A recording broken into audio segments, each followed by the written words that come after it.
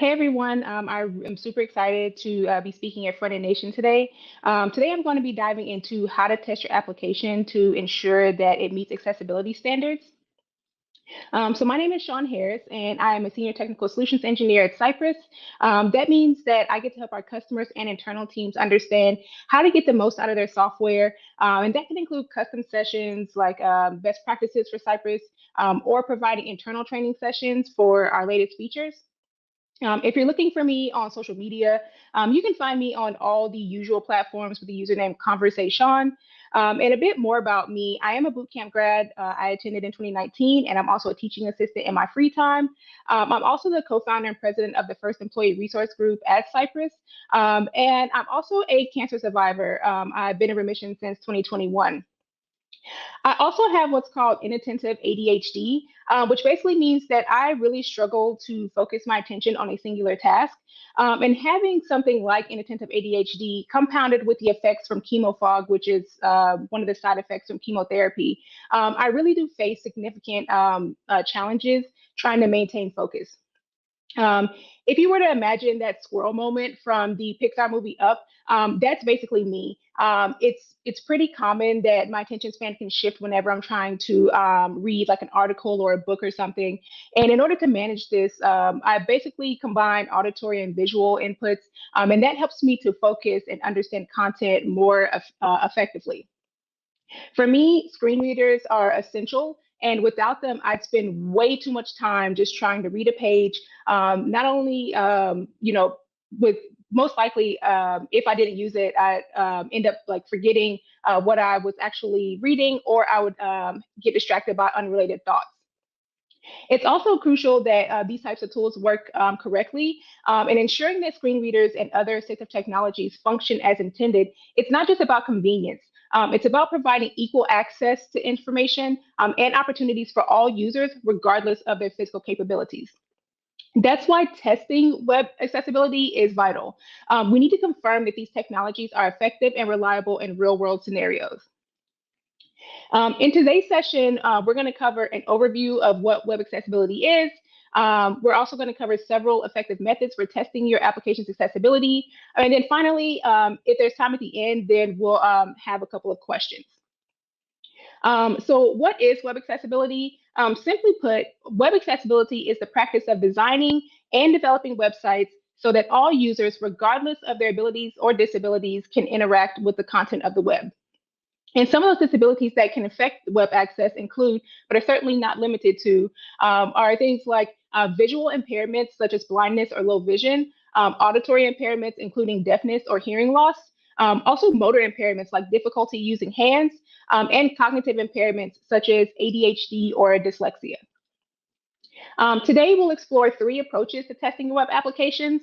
We'll start with manual testing, and then we'll also cover automated testing with Cypress using a community plugin via our open source app, and introduction to a new feature from the Cypress Cloud. Starting with manual testing, this approach involves testers basically manually checking for usability and functionality issues one step at a time. So if we dive into some practical manual testing techniques, I like to start by inspecting the DOM just using my browser dev tools.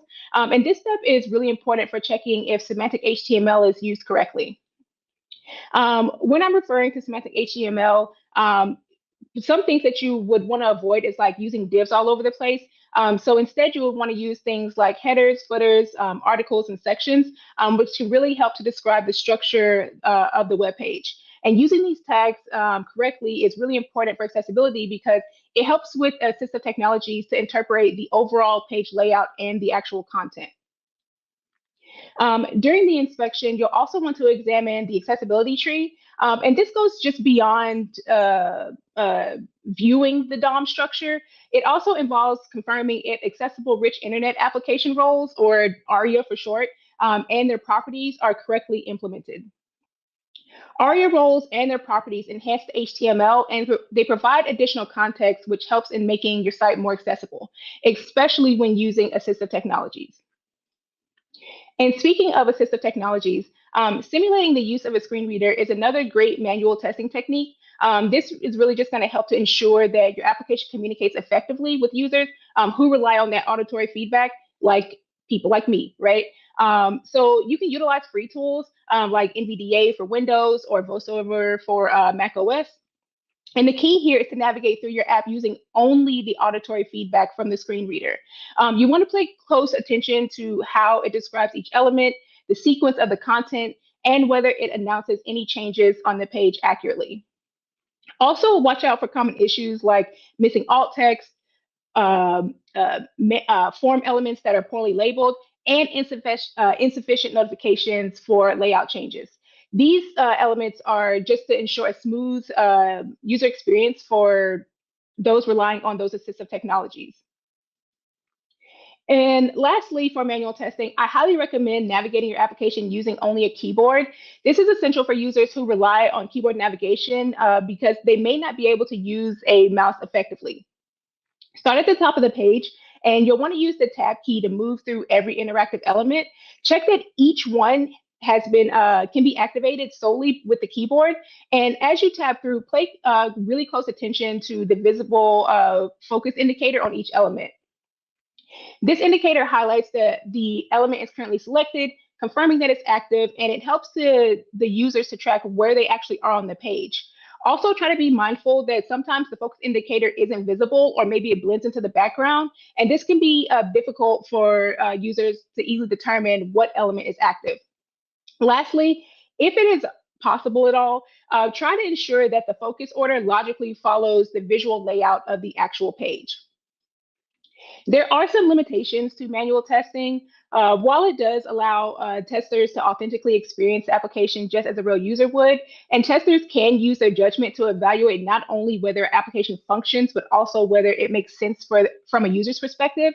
This method can be quite time consuming because each test is it's required to be performed individually, and it also makes manual testing less efficient, especially for larger applications where time and cost can be a significant factor. Also, the effectiveness of manual testing can heavily depend on not just the tester's skills, but also their experience and even their state of mind. And this type of subjectivity can lead to inconsistent results. Now let's discuss automated testing, which basically uses tools and scripts to execute your tests automatically. Before we dive into automated testing, I do want to briefly discuss what Cypress is for those that may not be familiar. Cypress is an open source testing framework specifically designed to operate directly in your browser. This setup allows developers to simulate real user interactions within the browser to validate those user journeys from start to finish, similar to manual testing, but typically much faster. And also, being open source, Cypress benefits from community contributions, including a variety of plugins that are not only developed, but also maintained by the community. One of those plugins is the Cypress Axe plugin, which incorporates the Axe core library into your Cypress testing environment. I won't cover the specifics of installation, but essentially, you'll want to import Cypress Axe into your text, and then you use specific commands in order to automate accessibility checks during your usual testing cycles. Once it's set up, it's going to scan for accessibility flaws across different web pages or specific elements, depending on however you set it up. And it also checks key criteria like color contrast, keyboard accessibility, and the correct application of ARIA roles and attributes. Whenever those accessibility violations are found, the test will actually fail. You will get an A11y error message that will appear in your Cypress command log for each of your violation types that are detected. And just like with manual testing, using Cypress Axe, the plugin does have advantages, and it also has some disadvantages.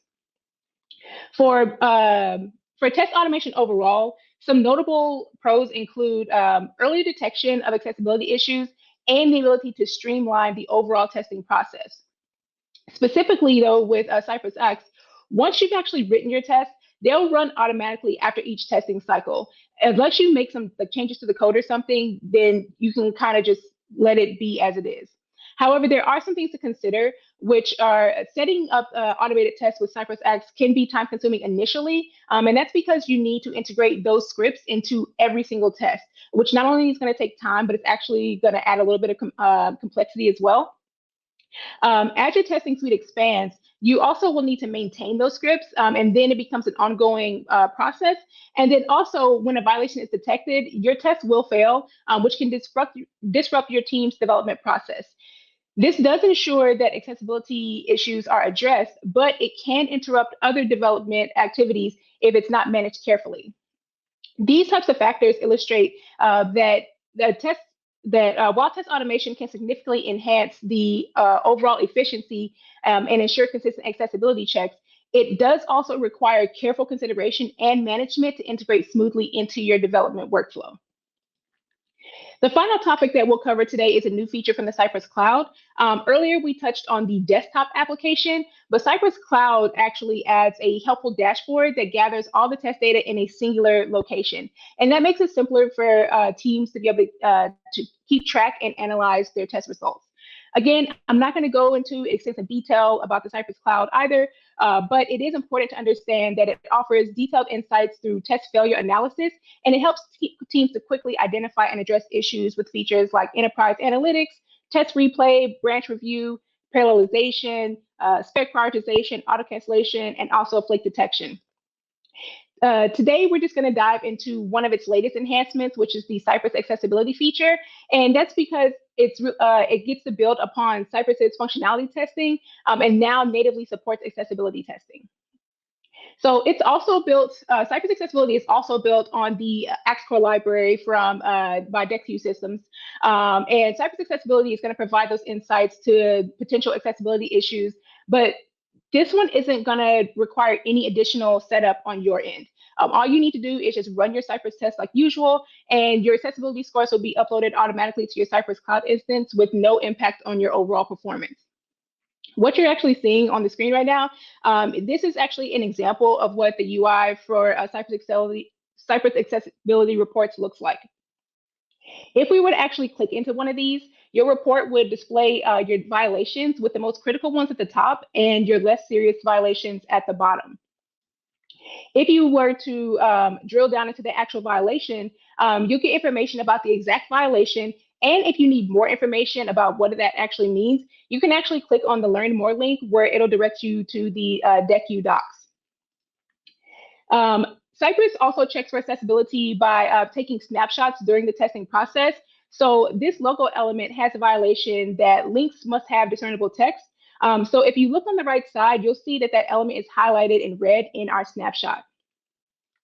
And because this is actually a live DOM snapshot, you also have the ability to inspect this element using your dev tools. So much like the Cypress Acts plugin, the new Cypress accessibility feature in the cloud enhances accessibility testing by automatically checking your application for compliance violations. However, this process is further streamlined because no additional setup is needed from you. Again, you just run your test and those results will be automatically uploaded to your Cypress Cloud instance.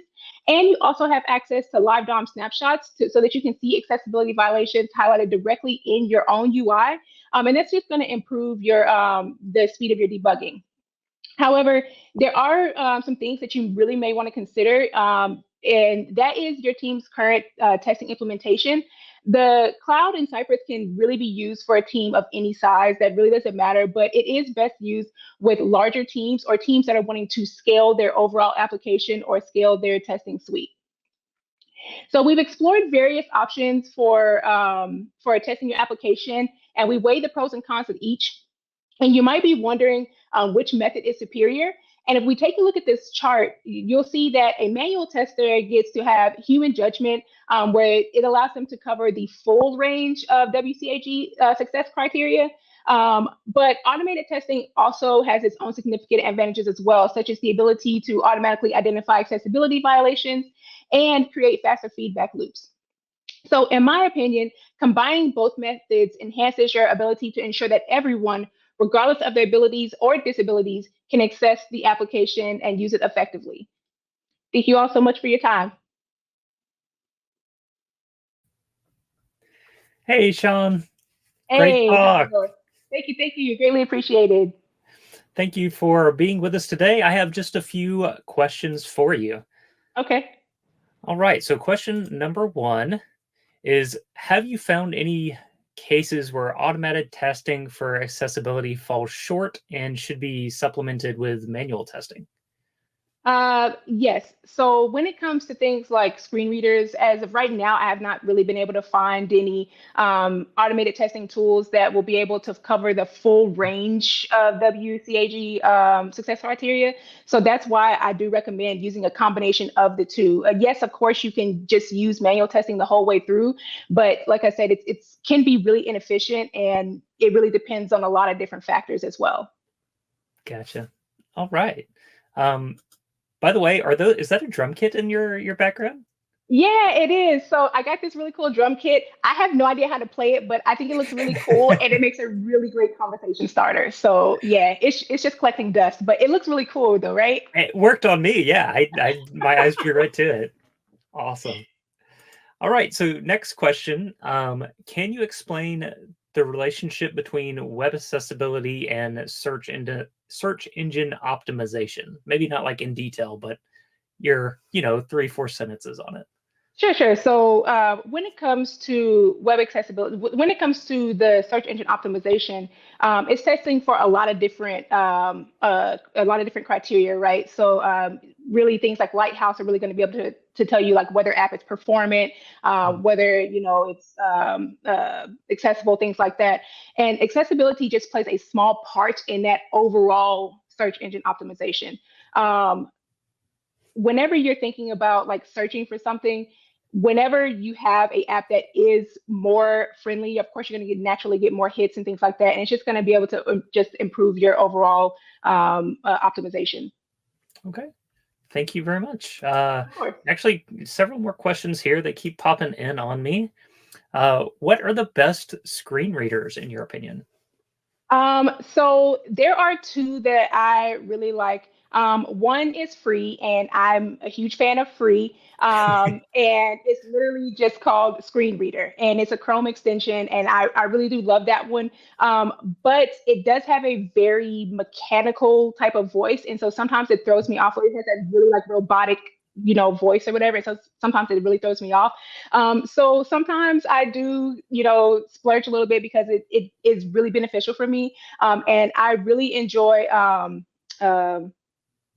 what is it called? Speechify. Okay. And that's because I can use Speechify for like PDFs. I can use it on my phone. I can use it on my tablet. I can use it on my computer. And it has a bunch of different voices. And I can speed up or slow down the cadence or whatever. And so that Speechify is my number one, and the free one is my second favorite. But I do love free though. Right, right. It's hard to compete with free. Yeah, yeah, agreed. That's great. All right. So Speechify is kind of like a little bit more human voices to it. It's a little Yeah, you natural, can choose more like a bunch natural. of like there's celebrity voices on there too, but I tend to stick with something a little bit more natural sounding. But yeah, I really love Speechify. No, they're not paying me to say this, I swear. But this is just my shameless plug for Speechify. It's great. Nice, nice. I'm imagining Morgan Freeman now reading my webpage to me. Uh, I would take it. I would take it. all right, next question. What are the ways to save time when testing a website for accessibility? So I would say that the most important thing, regardless of whether you're testing accessibility or anything else, is to have an overall testing strategy. And that's because, like I said before, like, yes, you can use manual testing for the entire thing, or you can speed up your process by using automated testing. But realistically, if you have a testing strategy in place where you first identify what are your critical paths, like what needs to be tested, and then from there you can determine how you can test them and to be most efficient in that process. So it may be the possibility of you saying for 90% of our testing cases, we can use automated testing, whether that is Cypress's version or whether that is Cypress X plugin or whatever you're using, to test that and kind of just let that kind of test itself. And then for things that really require that human judgment, then you can just have your testing strategy for just testing those critical paths.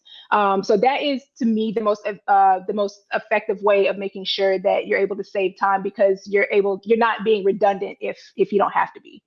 Sure. Yeah, makes a lot of sense. And I mean, I guess the key here is you save some time, but make sure you're spending the time that Yes, that's needed, right? yes, yes. Um, whoops, my apologies. That snuck in there, and it probably shouldn't have. All right, how thoroughly should accessibility be implemented? Will a web page that's like 50% correct accessibility-wise be a good step already? I think that having, and this is just my personal opinion, I think that having any type of accessibility is still a better than having no accessibility, because there's still always the opportunity for improvement. As somebody who uses screen readers, there are times where something's just not really efficient. Mm. And so I am always happy to be that person that I'll give feedback and I'll say like, hey, I noticed that this was a little bit off, and it kind of points them out to maybe that was just something that was oversight for them. However, if there is zero accessibility on the page, like if I can't use a screen reader at all, that tells me that that is not something that was a priority for them. And so most likely I will just, no offense, but I will just go to a competitor's page to find whatever I'm looking for. And who would blame you? Yeah. Yeah. So. Awesome. Awesome. Well, that is all the questions we have today, Shawn. We really appreciate you being here with us. It was my pleasure as well. Thank you so much. This was amazing, and I look forward to seeing the other talks as well. All right. Have a good one. You as well. Thank you. Bye.